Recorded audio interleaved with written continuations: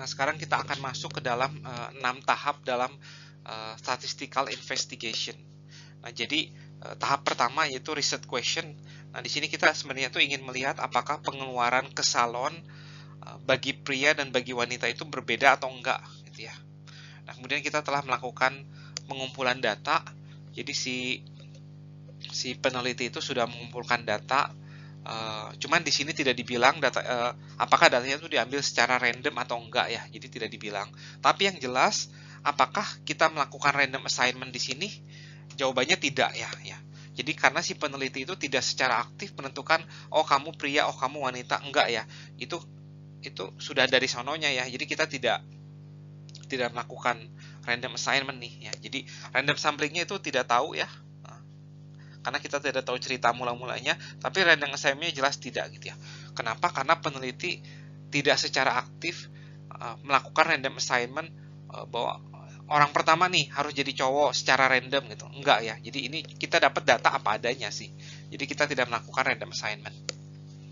Nah, kemudian kita telah melakukan eksplorasi data. Tadi kita telah mencari tahu mean-nya, kita telah mencari tahu standar deviasi, five number summary, box plot, dan lain-lainnya ya.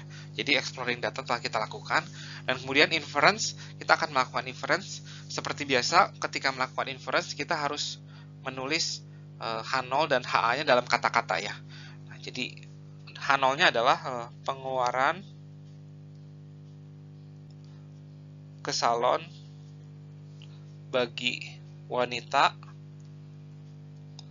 dan pria tidak berbeda ya, atau sama ya. Nah, HA-nya berarti ada perbedaan pengeluaran ke salon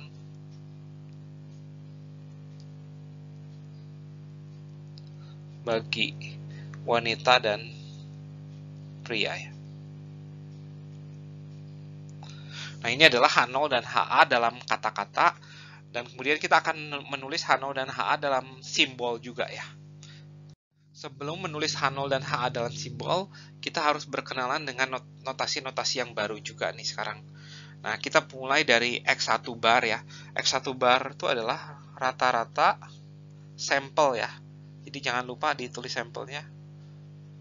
Sampel dari grup 1 ya. Dalam hari ini grup 1-nya itu wanita ya. Kemudian rata-rata sampel dari grup 2 ya. Dalam hal ini grup 2-nya itu adalah grup pria. Kemudian mu1 itu adalah rata-rata populasi ya. Jadi harus diingat perbedaan X1 bar dengan mu1 rata-rata populasi gitu ya. Jadi ini adalah kita ngomongin tuh berarti rata-rata pengeluaran ke salon dari seluruh wanita yang menjadi populasi kita tuh apa gitu ya. Populasi dari grup 1. Dan sini kan kita cuma ngambil sampel sebanyak 50 orang. Tapi kalau populasi itu berarti kita seluruh populasi. Misalkan kalau kita populasinya itu di suatu kota, berarti rata-rata pengeluaran ke salon dari seluruh wanita di kota tersebut gitu. Tapi kalau populasinya itu ngomongin negara, berarti rata-rata pengeluaran ke salon dari seluruh wanita di semua negara, di negara tersebut gitu ya.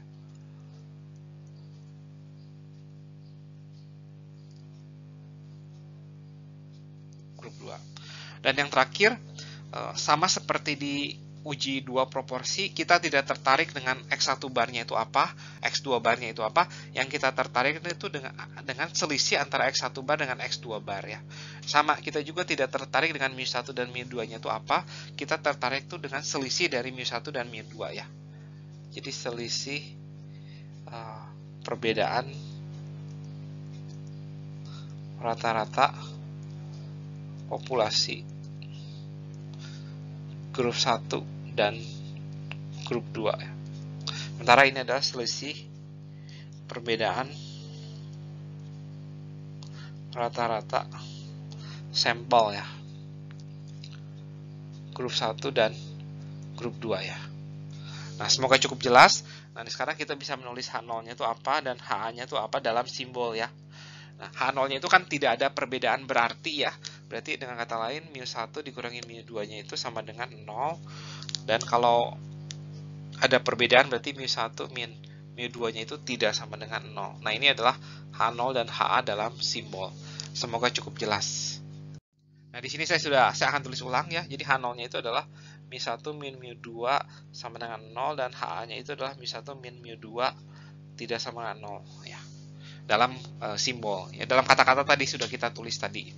Nah, kemudian untuk masuk ke tahap inferensi, lagi-lagi kita harus melihat statistiknya ya, atau 3S ya. Jadi statistiknya tuh kita tidak tertarik dengan X1 barnya berapa, X2 barnya berapa. Yang kita tertarik itu adalah dengan X1 barnya dikurangin X2 barnya itu berapa. Jadi selisih antara X1 bar dengan X2 bar. Nah, kita tahu tadi X1 bar itu sekitar 54,054, X2 bar itu adalah 21,846. Tadi sudah kita hitung dan selisihnya itu adalah ini 32,21 ya. Nah, kemudian kita akan melakukan simulasi ya, sekarang. Bagaimana melakukan simulasi untuk uji 2 min? Nah, ini mirip seperti simulasi yang kita lakukan ketika kita menguji 2 proporsi, yaitu kita menggunakan kartu ya. Jadi di grup 1 kita siapkan 37 kartu ya. Dan seterusnya sampai kartu ke-37. Nah, di grup 2 kita cuma siapkan 13 kartu saja ya. Nah, terus di masing-masing setiap kartunya itu kita akan tulis harga apa pengeluaran yang dibutuhkan untuk ke salon gitu ya. Jadi kalau kita ingat nih, orang pertama di grup wanita itu pengeluarannya itu 0 ya. Terus 0, terus 0 juga kalau nggak salah. Terus pengeluaran orang keempat itu adalah ini $15 dan pengeluaran orang terakhir itu adalah $150 ya, yang paling mahal. Dan untuk grup cewek juga grup cowok juga sama, pengeluaran orang pertama tuh 0, orang kedua juga kalau nggak salah 0, dan orang terakhir itu adalah $70 ya. Bukan, harusnya 75 ya, 75. $75. Nah, ini kartu ini akan kita aduk nih ya. Jadi kartu ini ke 50 kartu ini akan kita satukan ya. Terus kita aduk, kita aduk rata ya. Kemudian kita bagi lagi gitu menjadi 2 grup kedua kartu ini. Dan kedua grup pertama itu adalah dibagi sebanyak 37 kartu ya.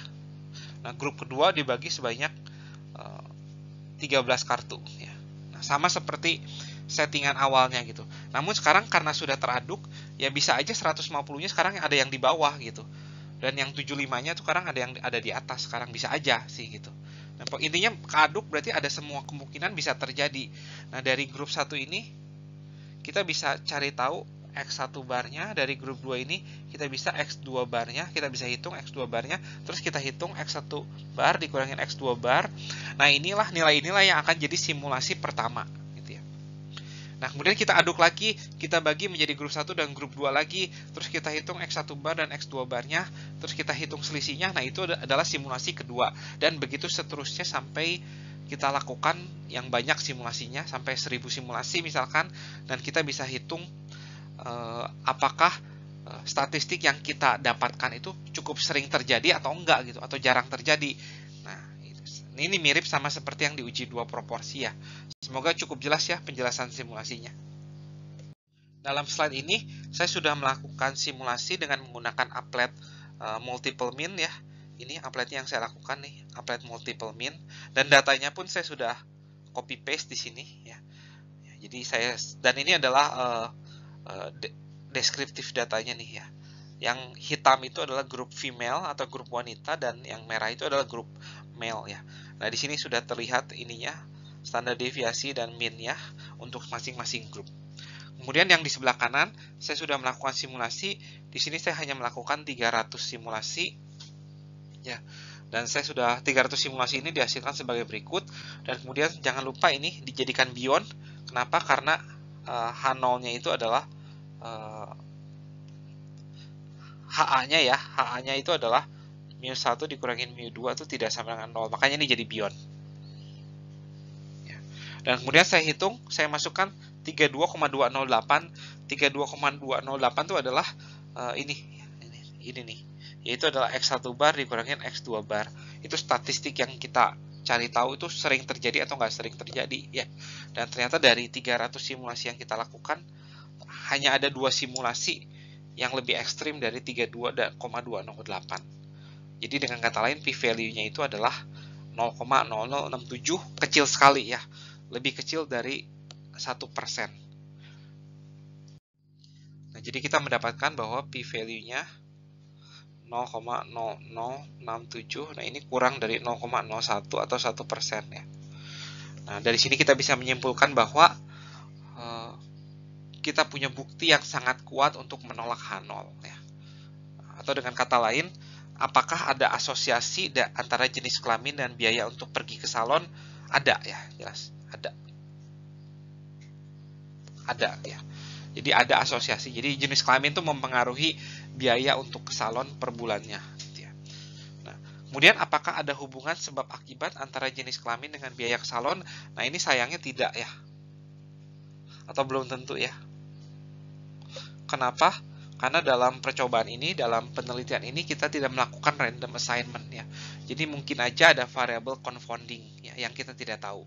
Nah, mungkin aja kebetulan yang survei yang kita lakukan itu prianya itu kebetulan yang penghasilannya itu rendah, sementara yang cewek itu mungkin yang kita survei itu wanita itu yang berpenghasilan tinggi gitu. Akibatnya yang menentukan biaya ke salon itu bukan jenis kelamin tapi penghasilan dia sebenarnya gitu. Ya, jadi tapi kan kita nggak tahu ya, karena kita tidak melakukan random assignment di sini. Nah, kemudian apakah hasil ini dapat digeneralisasi ke populasi? Nah, ini lagi-lagi kita belum tahu ya, karena survei ini kita belum mendapat informasi apakah survei ini tuh dilakukan secara random sampling atau enggak gitu ya. Nah, jika dilakukan secara random sampling, maka jawabannya iya, tapi jika dilakukan tidak secara random sampling atau dilakukan secara convenient sampling, maka jawabannya itu adalah tidak dapat digenerasi ke populasi. Ya, semoga cukup jelas ya dari kesimpulan ini.